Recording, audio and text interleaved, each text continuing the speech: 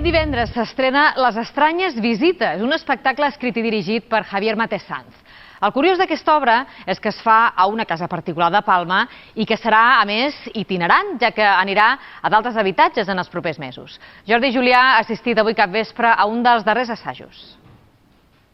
Des d'aquest divendres i tots els divendres del mes de febrer es pot veure Les estranyes visites, una nova proposta de teatre en petit format en una casa particular d'aquí del centre de Palma. És una experiència que ve d'altres països, com per exemple Argentina o també de França, on s'està realitzant aquesta experiència i té molt bona resposta tant del públic com de la crítica. En aquest cas, Javier Matesanz, el director mallorquí, posa en escena aquesta obra que poden veure per sessió fins a 22 persones.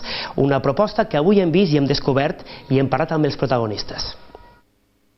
Què facis, Santana? No me pots mirar els ulls! No li pots veure la cara a la mort! A veure, què passa, que tu no veus pel·lícules de por, Així d'impactant és aquesta obra. Les estranyes visites és un nou experiment dins del teatre en petit format. Aquesta obra es podrà veure només a les cases particulars.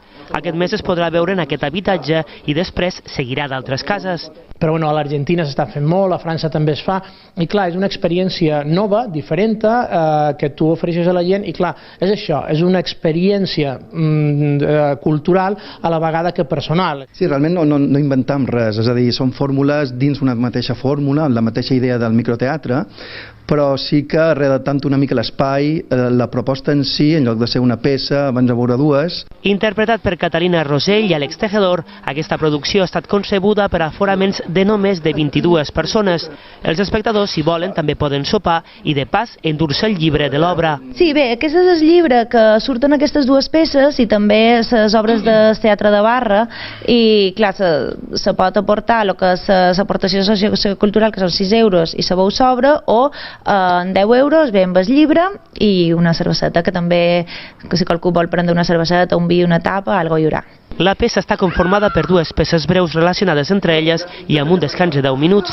L'estrena de la funció es farà aquest divendres i hi haurà sessions dobles a les 8:30 i a les 10 del vespre. Per la mare de música, l'eivissenc Frank Buffy es consolida com a realitzador de videoclips en el panorama musical del país.